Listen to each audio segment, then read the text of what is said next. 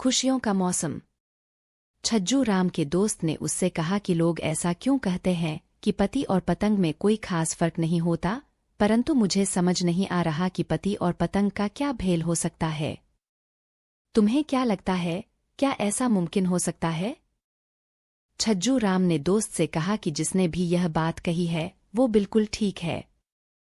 छज्जू राम ने उसे समझाते हुए कहा कि यार, पति और पतंग में फर्क इसलिए नहीं होता क्योंकि एक पत्नी का गुलाम होता है तो दूसरा डोर का, दोनों ही अपनी मर्जी से कुछ नहीं कर पाते।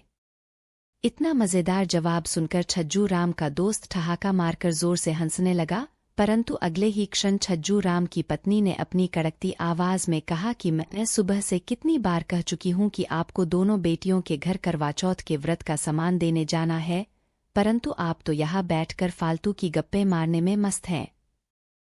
पत्नी की खुराक इतनी प्रभावशाली थी कि छज्जू राम जी अगले ही पल दोनों बेटियों के लिए तोहफे और मिठाइयों के डिब्बे उठाकर घर से निकल पड़े। छज्जू राम की बड़ी बेटी एक किसान परिवार में रहती थी और छोटी बेटी की शादी एक कुम्हार परिवार में हुई थी। छज्जू राम जी पहले अपनी बड़ी बेटी के घर गए। हालचाल पूछने के बाद बड़ी बेटी ने अपने पिता से कहा कि इस बार हमारे सारे परिवार ने अच्छी फसल पैदा करने के लिए बहुत मेहनत की है। अब तो हम सभी एक ही प्रार्थना करते हैं कि हे भगवान, इस बार बरसात अच्छे से कर देना। एक बार यदि बरसात अच्छे से हो गई तो हम बहुत अच्छे पैसे कमा पाएंगे। बड़ी बेटी ने अपने पिता से भी प्रार्थना करने को कहा। कुछ देर बाद छज्जू राम जी छोटी बेटी के घर पहुंच गए। अपने पिता को देखते ही वो उनको उस जगह पर ले गई जहां उसके सारे परिवार ने ढेरों मिट्टी के बर्तन बनाकर रखे हुए थे। बर्तन दिखाते हुए छोटी बेटी ने पिता से कहा कि अब तो आप भी हाथ जोड़कर दुआ करो कि इस मौसम में बरसात न हो। यदि बरसात हो गई तो हम बिल्कुल बर्बाद हो जाएंगे।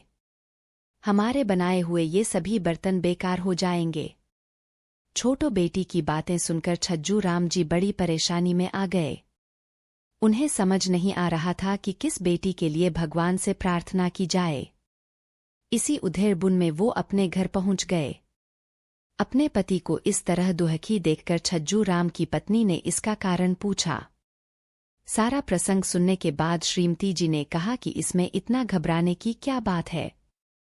इतना तो आप भी जानते हैं कि किसी भी व्यक्ति का जीवन बिना समस्याओं के नहीं होता, परंतु हमें अपने ऊपर यह विश्वास रखना चाहिए कि हर समस्या का कोई न कोई समाधान भी होता है।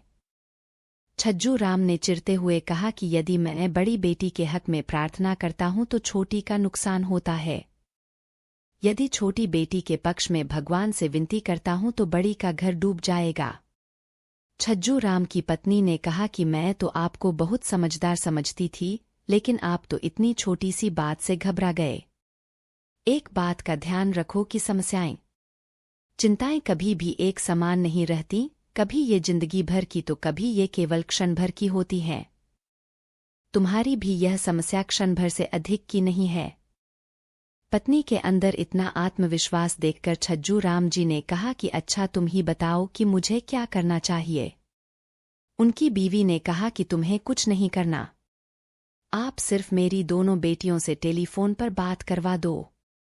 श्रीमती जी ने पहले बड़ी बेटी से बात की और उसे छज्जू राम जी की परेशानी बताई। यह बात सुनकर वो भी चिंता में डूब गई। छज्जू राम जी की पत्नी ने उससे कहा कि किसी समस्या के बारे में चिंता करने से उस परेशानी का हल नहीं मिलता। बड़ी बेटी को अच्छे से विश्वास में लेकर छज्जू राम की पत्नी ने कहा कि तुम वादा करो, यदि बरसात अच्छे से हो गई तो फसल से होने वाले मुनाफे में से आधा अपनी छोटी बहन को दोगी। यही बात श्रीमती जी ने अपनी छोटी बेटी से भी की। उससे भी यह वादा लिया कि यदि बरसात ना हुई और उनके बर्तन अच्छी कीमत पर बिक जाते हैं तो उस लाभ में से आधा अपनी बड़ी बहन को दे दोगी। दोनों बहनों ने यह सुझाव खुशी खुशी स्वीकार कर लिया। छज्जू राम जी अपनी पत्नी की इस अद्भुत प्रतिभा को देखकर आश्चर्यचकित रह गए।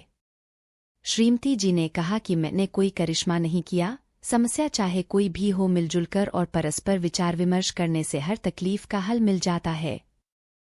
इस प्रसंग को देखने के बाद जॉली अंकल खुशी खुशी यह कबूल करते हैं कि जिस प्रकार एक दीपक हजारों दीपकों को रोशन कर सकता है, परंतु इससे दीपक का जीवन कम नहीं होता।